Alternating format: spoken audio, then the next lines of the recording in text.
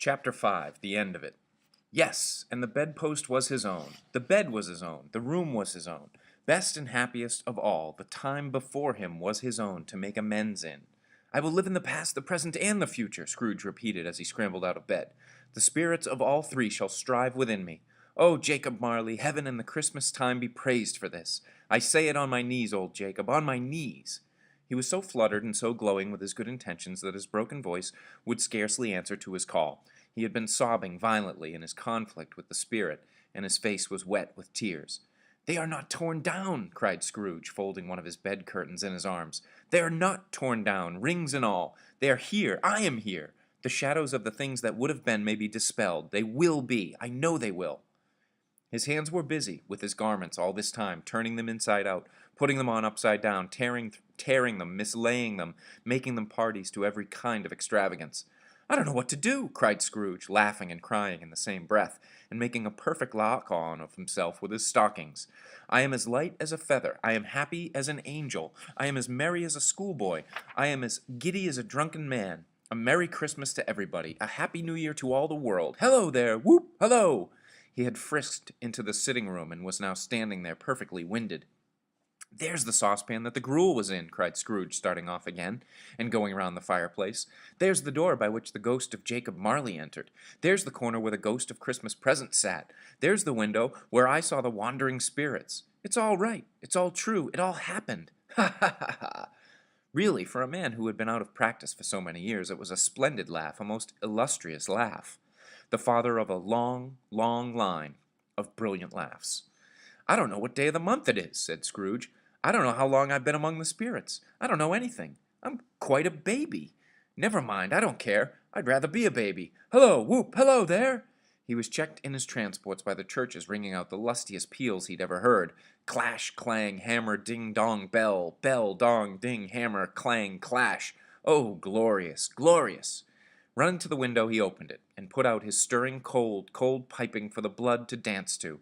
Golden sunlight, heavenly sky, sweet fresh air, merry bells. Oh, glorious, glorious! "What's today?" cried Scrooge, calling downward to a boy in Sunday clothes, who perhaps had loitered in to look at him. "Eh?" returned the boy, with all his might of wonder. "What's today, my fine fellow?" said Scrooge. "Today?" replied the boy. "Why, it's Christmas Day." "It's Christmas Day," said Scrooge to himself. "I haven't missed it. The spirits have done it all in one night. They can do anything they like. Of course they can. Of course they can. Hello, my fine fellow." "Hello," returned the boy. "Do you know the poulterers in the next street but one, at the corner?" Scrooge inquired. "I should hope I did," replied the lad. "An intelligent boy," said Scrooge. "A remarkable boy. Do you know whether they've sold the prize turkey that was hanging up there? Not the little prize turkey, the big one." "What, the one as big as me?" returned the boy. "What a delightful boy," said Scrooge. "It's a pleasure to talk to him." "Yes, my buck. It's hanging there now," replied the boy. "Is it?" said Scrooge. "Go and buy it." "Walker!" exclaimed the boy. "No, no," said Scrooge. "I'm in earnest. Go and buy it, and tell him to bring it here, and I may give them the directions where to take it. Come back with the man, and I'll give you a shilling. Come back with him in less than 5 minutes, I'll give you half a crown."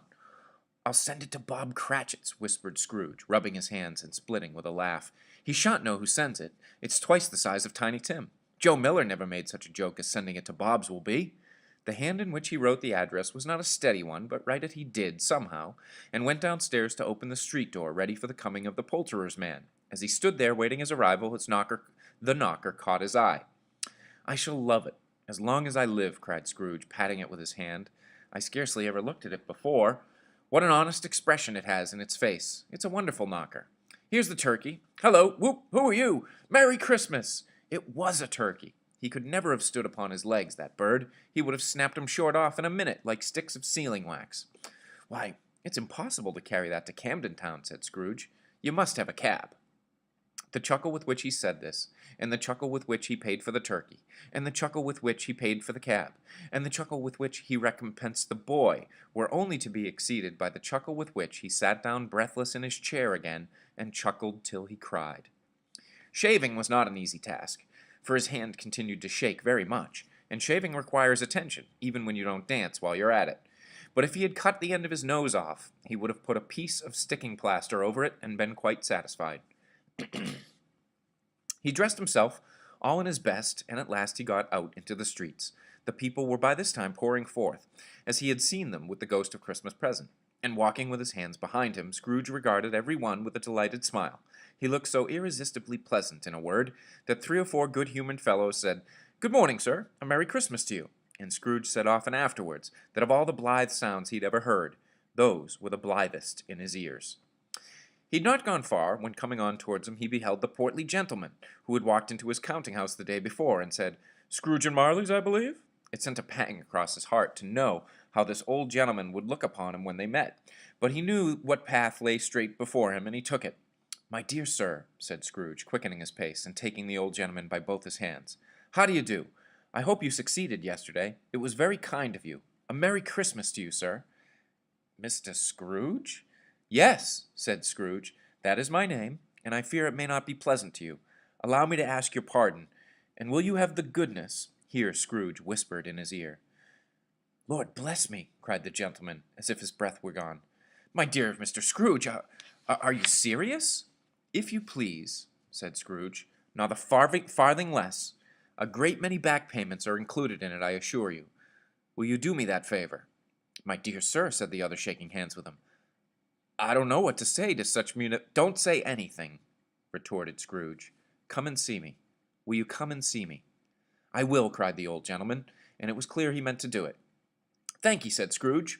"I'm much obliged to you. I thank you 50 times. Bless you."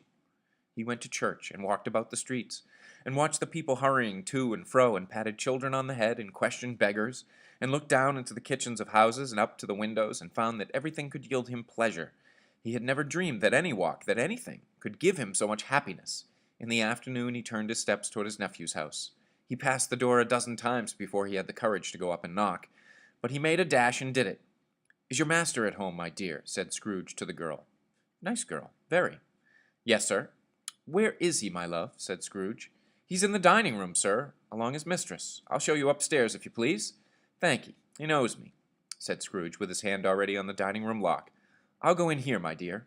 He turned in gently, and sidled his face in round the door. They were looking at the table, which was spread out in great array, for these young housekeepers are always nervous on such points, and like to see that everything is right. "Fred," said Scrooge. Dear heart alive, how his niece by marriage started. Scrooge had forgotten for the moment about her sitting in the corner with the footstool, or he wouldn't have done it on any account. "Why, bless my soul!" cried Fred. "Who's that?" "It is I, your Uncle Scrooge. I have come to dinner. Will you let me in, Fred?" "Let him in? It is a mercy he didn't shake his arm off. He was at home in 5 minutes. Nothing could be heartier. His niece looked just the same. So did Topper when he came. So did the plump sister when she came. So did everyone when they came. Wonderful party, wonderful games, wonderful unanimity, wonderful happiness. But he was early at the office next morning. Oh, he was early there. If he could only be there first and catch Bob Cratchit coming late. That was the thing he had set his heart upon. And he did it, yes, he did. The clock struck 9. No Bob. 1/4 past. No Bob. He was full 18 minutes and a half behind his time. Scrooge sat with his door wide open that he might see him come into the tank. His hat was off before he opened the door. His comforter, too. He was on his stool in a jiffy, driving away with his pen as if he were trying to overtake 9 o'clock. "Hello," growled Scrooge, in his accustomed voice, as near as he could feign it. "What do you mean by coming here at this time of day?" "I'm very sorry, sir," said Bob. "I am behind my time." "You are?" repeated Scrooge. "Yes, I think you are." "Step this way, if you please." "It's only once a year, sir," pleaded Bob, appearing from the tank. "It shall not be repeated. I was making rather merry yesterday, sir." "Now I'll tell you what, my friend," said Scrooge. "I'm not going to stand this sort of thing any longer. And therefore," he continued, leaping from his stool, and giving Bob such a dig in the waistcoat that he staggered back into the tank again, "and therefore, I'm about to raise your salary." Bob trembled, and got a little nearer to the ruler. He had a momentary idea of knocking Scrooge down with it, holding him and calling to the people in the court for help and a straight waistcoat. "A Merry Christmas, Bob," said Scrooge, with an earnestness that could not be mistaken, as he clapped him on the back. "A merrier Christmas, Bob, my good fellow, than I have given you for many a year. I'll raise your salary, and endeavor to assist your struggling family, and we will discuss your affairs this very afternoon over a Christmas bowl of smoking bishop, Bob. Make up the fires, and buy another coal scuttle before you dot another I, Bob Cratchit." Scrooge was better than his word. He did it all, and infinitely more. And to Tiny Tim, who did not die, he was a second father. He became as good a friend, as good a master, and as good a man as the good old city knew, or any other good old city, town, or borough in the good old world.